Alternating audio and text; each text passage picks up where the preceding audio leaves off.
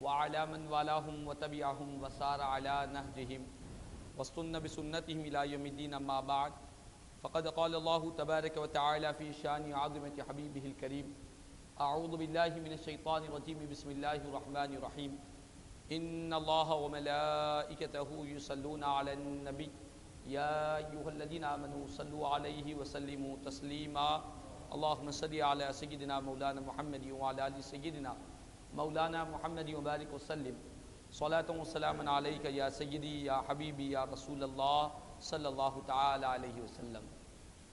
معزز حاضر محترم سامعین کرام، آئیے کچھ سننے اور سنانے سے قبل ہم اور آپ مل کر انتہائی عقیدت و محبت کے ساتھ حضور آقائے نامدار سرور کون مکہ، سارے عالمین کے مختار، مدینے کے تاجدار، مکے کے سردار، سید الابرار جناب احمد مصطفیٰ محمد مصطفیٰ صلی اللہ تعالی علیہ وسلم کی بارگاہ میں ایک مرتبہ محبت و عقیدت کے ساتھ بآواز بلند درود و سلام کا نذرانہ پیش کر لیں۔ اللہم صلی علی سیدنا مولانا محمد وعلی آل سیدنا مولانا محمد وبارک وسلم صلاۃ و سلام علیک یا سیدی یا حبیبی یا رسول اللہ صلی اللہ تعالی علیہ وسلم۔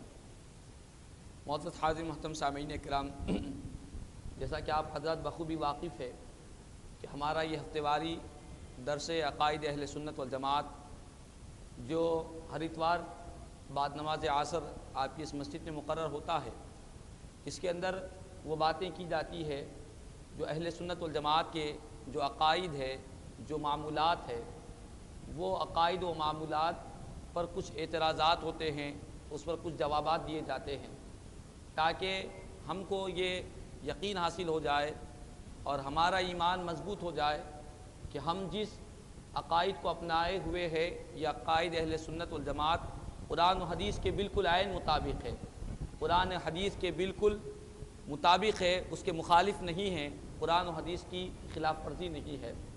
تو انہی باتوں میں سے چند باتیں آپ کے گوشے گزار کی گئی تھی، اس میں سے ایک یہ بھی ہے کہ آج قرآن کریم میں بہت ساری آیتیں اللہ تبارک و تعالیٰ نے ایسی نازل فرمائی ہے جس میں اللہ تبارک و تعالیٰ نے اپنی بندوں کو پیارے آقا کریم صلی اللہ علیہ وسلم کے ذریعے سے اپنے بندوں کو حکم دیا کہ بندو کہ تم اللہ کے علاوہ کسی دوسروں کو، غیر اللہ کو مت پکارو، خدا کے علاوہ غیر اللہ کی عبادت مت کرو، غیر اللہ کو مت پکارو۔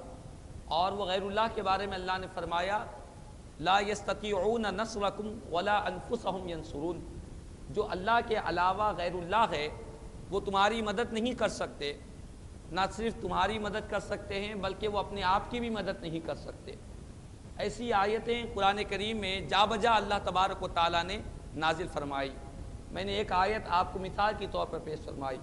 اللہ تبارک و تعالیٰ نے فرمایا والذین تدعون من دونہ لا یستطیعون نصرکم ولا انفسہم ینصرون، جو لوگ اللہ کے علاوہ خدا کے علاوہ کسی دوسروں کی عبادت کرتے ہیں، ان کی پوجا کرتے ہیں، وہ کسی چیز کی مدد کی طاقت نہیں رکھتے اور نہ اپنے آپ کی وہ مدد کر سکتے ہیں۔ یہ ایک آیت نہیں، ایسی کئی آیتیں قرآن کریم میں اللہ تبارک و تعالیٰ نے ذکر فرمائی۔ ان آیتوں میں من دون اللہ یہ الفاظ ہے۔ دون اللہ کا مطلب یہ ہے کہ اللہ کے علاوہ، غیر اللہ جو تمہاری مدد نہیں کر سکتے۔ ان آیتوں کی آڑ میں آ کر ان آیتوں کو غلط عقیدہ اور غلط طریقے سے پیش کر کر آج نوجوانوں کو بھٹکایا جا رہا ہے، اور کہا یہ جا رہا ہے کہ قرآن میں اللہ نے فرمایا کہ اللہ کے علاوہ کسی دوسروں سے تم مدد مت طلب کرو، اللہ کے علاوہ کسی دوسروں کو مت پکارو۔ لہٰذا جو اہل سنت کے ماننے والے، اہل سنت کے متبعین جو اہل سنت ہے، وہ یہ کہتے ہیں کہ مشکلوں میں المدد یا غوث اعظم کہتے ہیں، کوئی یا رسول اللہ انظر حالنا کہتا ہے، اس طرح کہہ کر غیر اللہ کو پکارتے ہیں، اللہ کے علاوہ غیر اللہ کو پکارتے ہیں۔ لہٰذا یہ پکارنا یہ قرآن کی آیت کے خلاف میں ہے۔ اس طرح کی باتیں کر کر گمراہ اور بدعقیدہ بنایا جا رہا ہے۔ لیکن میں آپ کو یہ بات بتلانا چاہتا ہوں کہ ہم پہلے یہ چیز کو غور کریں کہ کوئی بھی قرآن کی آیت جب نازل ہوتی ہے اس کا ایک مقصد ہوتا ہے، قرآن کی آیت کے نزول کا ایک مقصد ہوتا ہے، اور کس سے قرآن مخاطب ہو رہا ہے، کس سے گفتگو کر رہا ہے، کس سے بیان کر رہا ہے، یہ بھی ذکر کیا جاتا ہے۔ تو یہ جو آیتیں ہیں جس میں کہا گیا کہ غیر اللہ کو مت پکارو، غیر اللہ کو مت پکارو، اللہ کے علاوہ کوئی تمہاری مدد نہیں کر سکتا، نہ اپنے آپ کی مدد کر سکتا ہے، یہ جو آیتیں ہیں یہ آیتوں کو لے کر اولیاء اللہ پر، انبیاء کرام پر لگایا جاتا ہے، نعوذ باللہ من ذالک۔ حقیقت یہ ہے کہ ان آیتوں میں اللہ تعالیٰ مومنوں سے کلام نہیں کر رہا ہے، بلکہ کفار و مشرکین سے کلام کر رہا ہے۔ کفار و مشرکین کو اللہ تعالیٰ فرما رہا ہے کہ اے کفار، اے مشرکین، تم جن بتوں کی عبادت کرتے ہو، تم جن بتوں کو پکارتے ہو، تم جن بتوں کی پوجا کرتے ہو، یہ بت، یہ لات و عزا، یہ اوثان، یہ اصنام جن کی تم پوجا کرتے ہو، جن کی تم عبادت کرتے ہو، یہ تمہاری کیا مدد کر سکیں گے؟ یہ تمہاری کیا مدد کر سکیں گے؟ یہ بت نہ تمہاری مدد کر سکتے ہیں، نہ وہ اپنی آپ کی مدد کر سکتے ہیں۔ یہ آیتیں بتوں کے بارے میں نازل ہوئی۔ کفار و مشرکین کو کہا گیا کہ اے کفار و مشرکین، بت اور اصنام، اوثان، یہ جن کی تم عبادت کرتے ہو یہ تمہاری مدد نہیں کر سکتے، جن کو تم پکارتے ہو یہ تمہاری پکار کو نہیں سن سکتے۔ یہ کفار و مشرکین کو کہا جا رہا ہے۔ کفار و مشرکین بتوں کی عبادت کیا کرتے تھے، بتوں کو پوجا کرتے تھے، اس کو اللہ کی ذات میں شریک کیا کرتے تھے، ان سے کہا جا رہا ہے۔ لیکن ان آیتوں کو لے کر یہ کہنا کہ اولیاء اللہ سے مدد مانگنا ناجائز، انبیاء کرام سے مدد مانگنا ناجائز، غوث اعظم دستگیر رضی اللہ تعالیٰ عنہ سے مدد مانگنا ناجائز، ان آیتوں کے ذریعے کہنا یہ سراسر قرآن کی آیتوں کا مذاق اڑانے کے برابر ہے۔ قرآن کی آیتیں کفار و مشرکین کے لیے نازل ہو رہی ہے، کفار و مشرکین کو کہا جا رہا ہے کہ تم بتوں کی عبادت مت کرو۔ اور یہ کوئی بتائے، کیا کوئی مسلمان، کیا کوئی مومن اولیاء اللہ کی عبادت کرتا ہے؟ کیا کوئی مسلمان مومن اولیاء اللہ کو خدا سمجھتا ہے؟ نعوذ باللہ من ذالک۔ کوئی مومن اولیاء اللہ کو خدا سمجھنا تو دور کی بات ہے، نبی بھی نہیں سمجھتا۔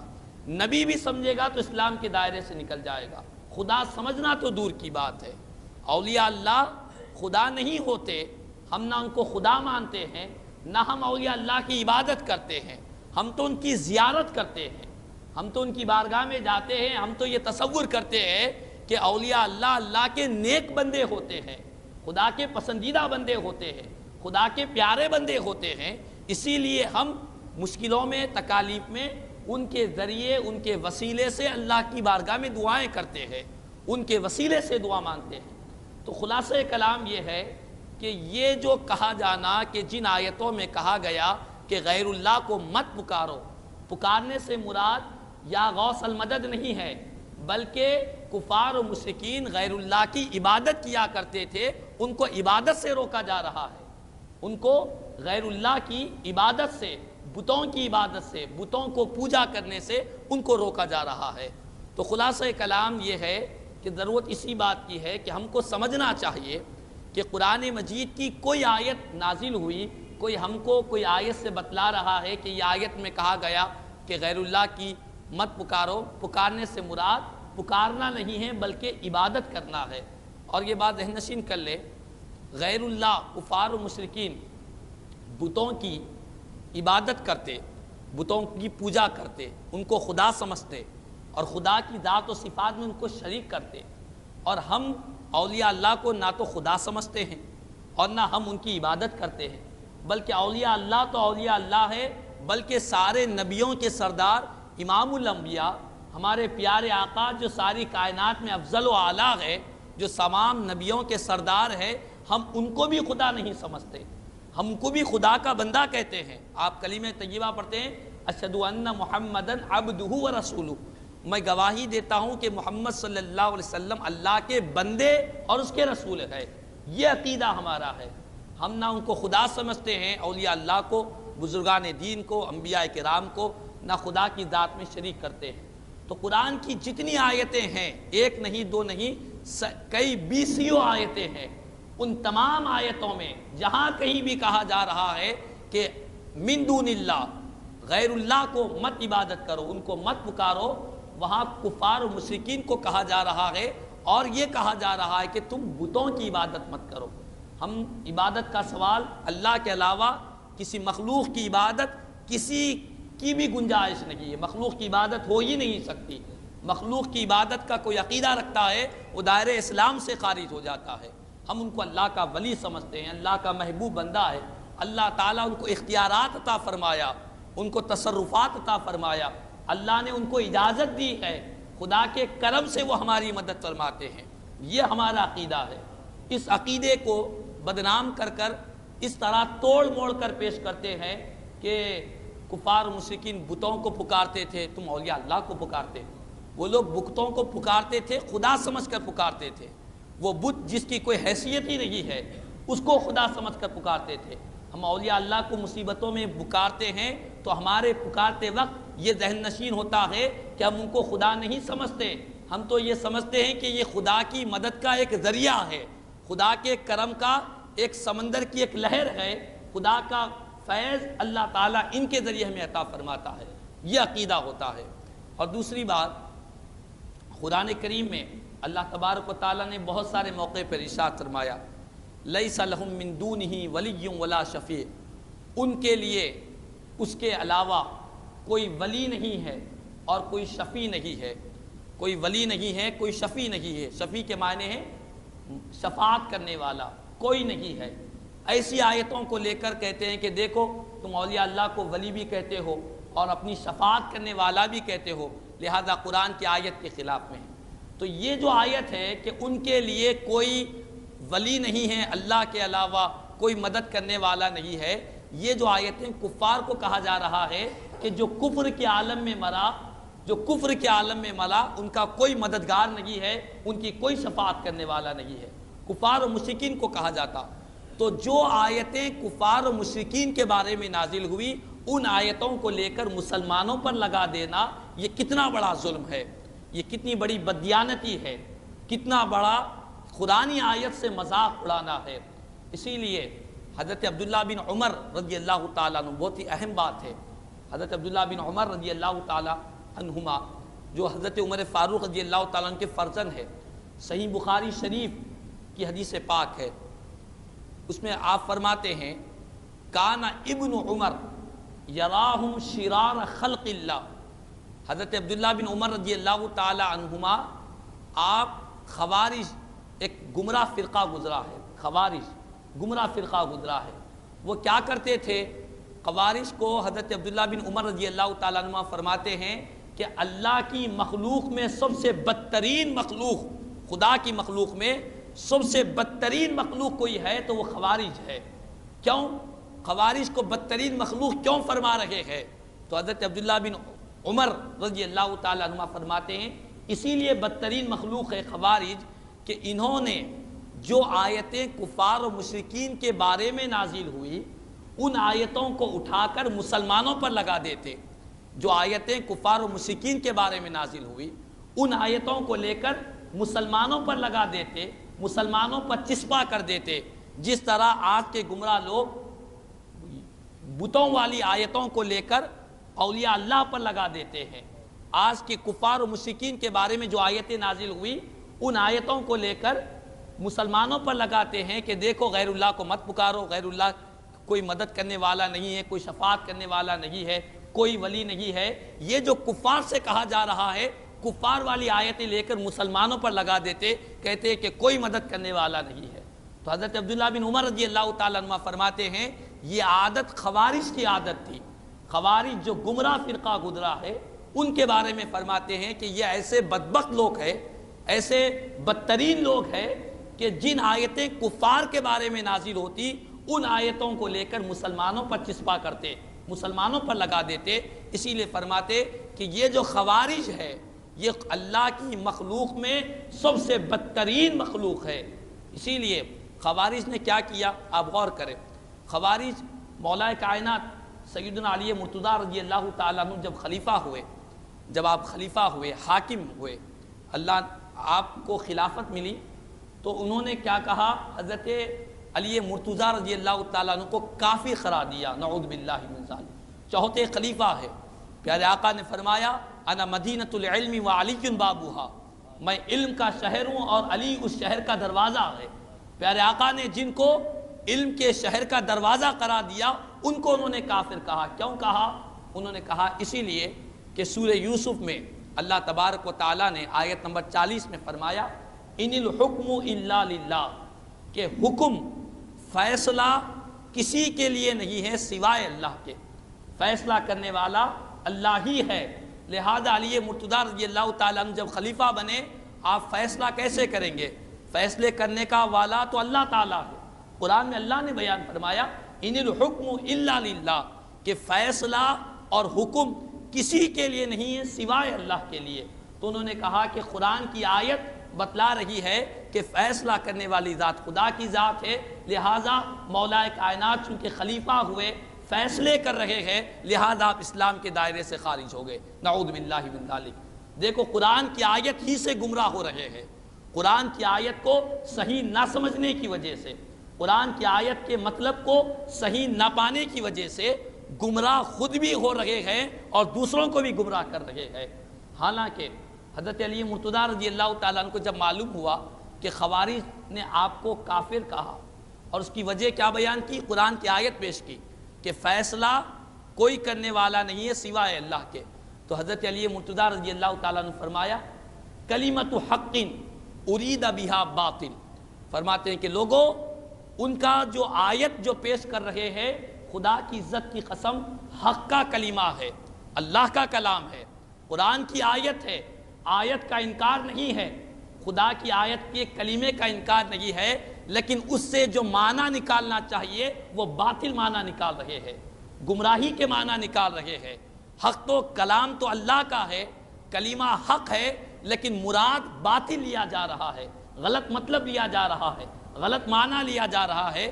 حقیقت میں فیصلہ کرنے والا اللہ ہی ہے، لیکن اس کا مطلب یہ نہیں ہے کہ کوئی آج فیصلے کر رہا ہے، حکومت کر رہا ہے تو وہ اللہ کے خلاف میں کام کر رہا ہے، مطلب یہ نہیں ہے۔ حقیقی فیصلے کرنے والی ذات خدا کی ذات ہے، مخلوقات جو فیصلے کرتی ہے وہ خدا کی عطا ہی سے فیصلے کرتی ہے، خدا کی مخلوق جو فیصلے کرتی ہے وہ خدا کے ماتحت ہو کر کرتی ہے۔ سب سے بڑا فیصلہ کرنے والی ذات خدا کی ذات ہے۔ کب بارش برسے گی یہ خدا کا فیصلہ ہے، کس کو کب اولاد ہوگی یہ خدا کا فیصلہ ہے، کون بادشاہ بنے گا یہ خدا کا فیصلہ ہے۔ بادشاہ لوگ اپنے اپنے فیصلے اپنی رعایا میں کر رہے ہیں، وہ ان کے ماتحت ہے، لیکن سب سے بڑے اور اونچے اور حقیقی فیصلے کرنے والی ذات خدا کی ذات ہے۔ تو انہوں نے قرآن کی آیت ہی کے ذریعے گمراہ ہوئے۔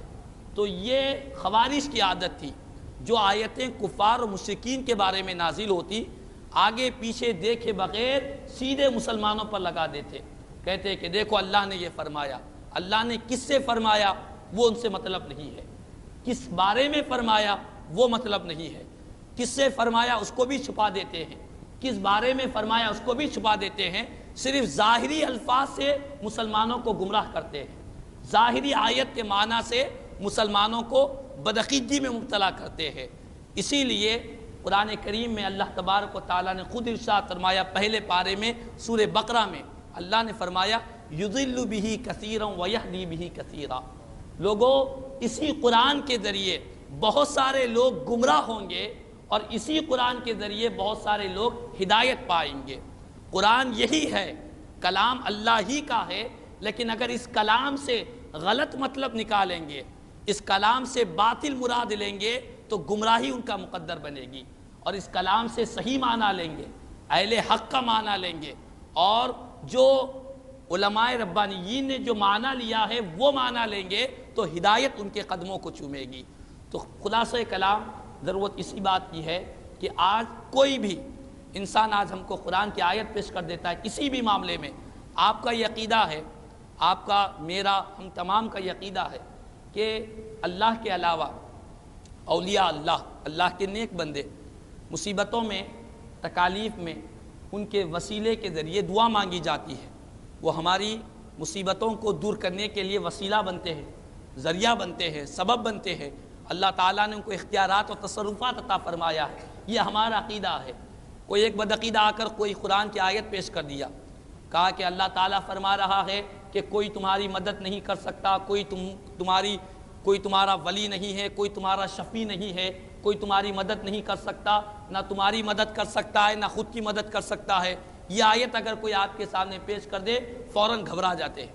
اللہ کا فرمان ہے، پہلے ان سے پوچھا جائے کہ یہ آیت میں اللہ تعالیٰ کس کو فرما رہا ہے؟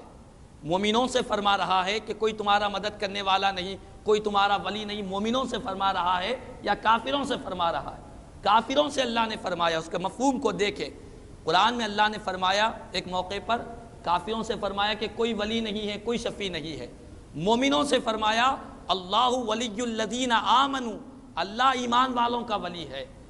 اور ایک موقع پر ارشاد فرمایا صرف اللہ ہی نہیں ہے بلکہ اللہ بھی مومنوں کا مددگار ہے، جبریل امین بھی مومنوں کے مددگار ہے، خدا کے نیک بندے بھی مومنوں کے مددگار ہیں۔ یہ قرآن کی آیتیں ہیں۔ تو خلاصہ کلام یہ ہے، ضرورت اسی بات کی ہے ظاہری الفاظ کو دیکھ کر دھوکہ نہ کھائے۔ ظاہری الفاظ کو دیکھ کر پہلے ہر آیت کی تحقیق کرے، تفتیش کرے، اور سب سے اہم مسئلہ یہ ہے کہ کوئی بھی ایرا غیرہ جس کو کچھ معلومات نہیں ہے، صرف قرآن کے ترجمے کو دیکھ کر آ کر بڑی باتیں کر رہا ہے، اس کی باتوں سے متاثر نہ ہو، فوراً اس کو لے جائیں کسی اہل سنت کے عالم سے ملاقات کرائیں، اس کے پاس بٹھائیں، بولیں کہ یہ آیت پیش کر رہے ہیں، اس کا کیا مطلب ہے؟ وہ اہل سنت کا جو بھی عالم جس کو آپ معتبر سمجھتے ہیں، وہ اس کشیدگی کو، اس بدعقیدگی کو، اور جہاں سے گمراہی پیدا ہو رہی ہے اس گمراہی کو روک دے گا۔ ہر ایرے غیرے کی باتیں اگر سنتے جائیں گے تو دین مذاق بن جائے گا۔